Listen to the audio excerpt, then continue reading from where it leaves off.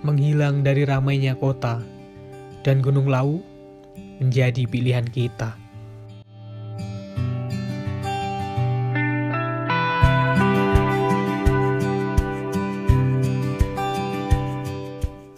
Entah kenapa alam kini memanggilku setelah sekian lama tak berpetualang.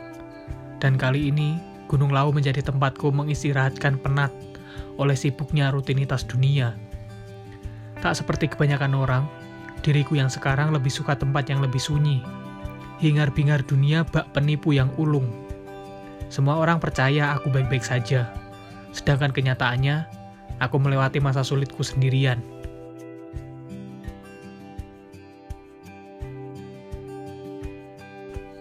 Dan percayalah, gunung menjadi tempat ternyaman untuk bermeditasi. Entah kenapa, gunung mempunyai tempat tersendiri di hatiku.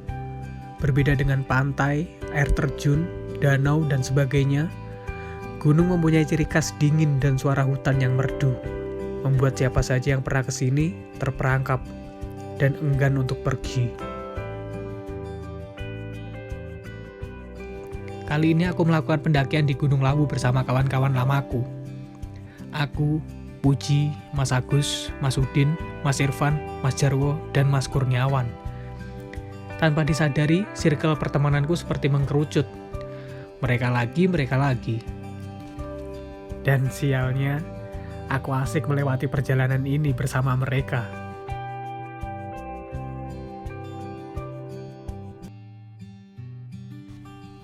Pendakian kali ini serasa milik pribadi. Mungkin memang karena kami muncak di hari weekday. Tak ada satupun kami temukan rombongan lain selain kami di perjalanan naik maupun turun. Dari base camp, trek landai berkelak-kelok. Jalan seperti ini menjadi surga bagi pendaki. Semoga saja jalan sampai ke puncak seperti ini, kataku dalam hati.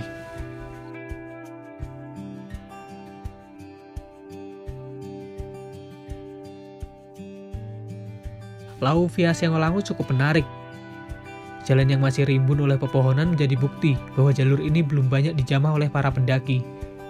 Apalagi pendaki yang numpang tenar yang hanya mementingkan kepuasan sosial media mereka tanpa memikirkan etika di gunung. Tak sepopuler jalur Cemoro Sewu yang terkenal cepat ataupun cetho dengan sabana dan gopak menjangannya, jalur via Siangolangu dipenuhi dengan pepohonan yang rimbun dan asri, jalan yang berkelak-kelok, melewati sungai dan bunga edelweiss yang tumbuh bermekaran di sepanjang jalan. Flora dan fauna di sini pun juga masih terjaga. Di sepanjang jalan, kita disuguhkan dengan buah beri khas hutan yang seperti dihidangkan khusus untuk kita.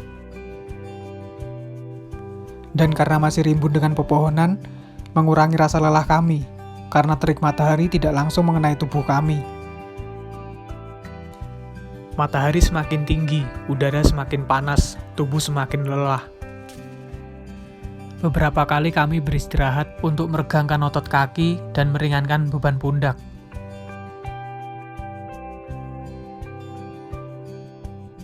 Di perjalanan, sesekali kami melewati petilasan-petilasan.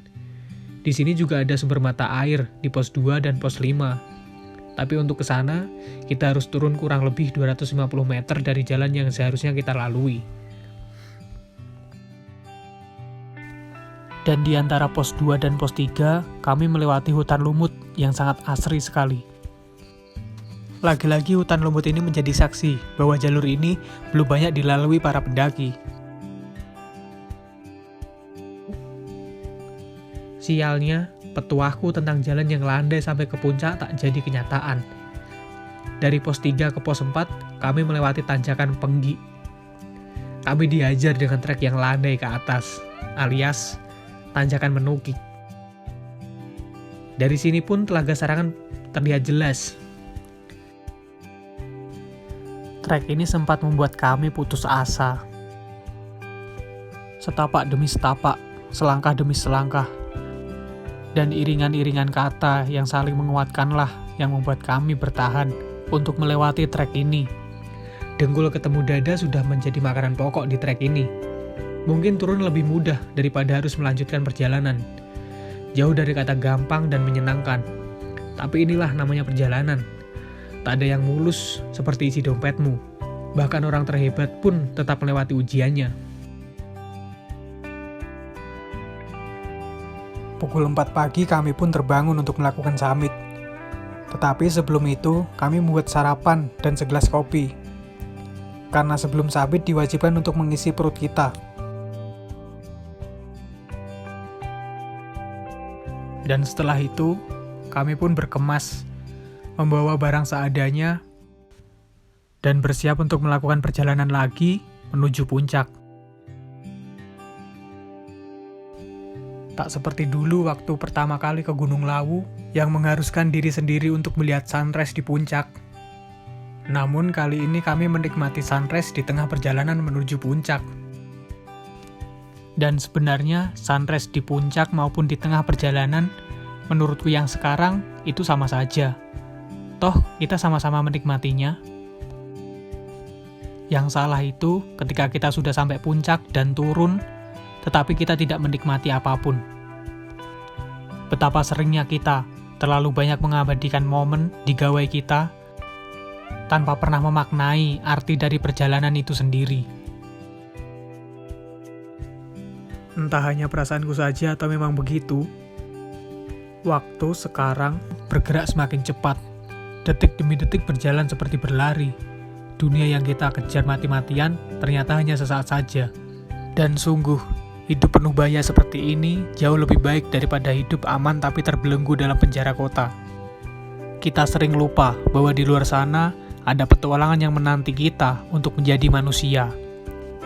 Untuk membuatmu sadar bahwa dirimu bukan mesin yang mesti sekolah, kuliah, lalu mati, tanpa pernah mengerti kenapa kau dikirim ke muka bumi. Dan di video kali ini, ku buat hanya untuk pengingat bahwa saya pernah seberjuang ini untuk meraih sebuah puncak. Semoga saja menginspirasi banyak orang.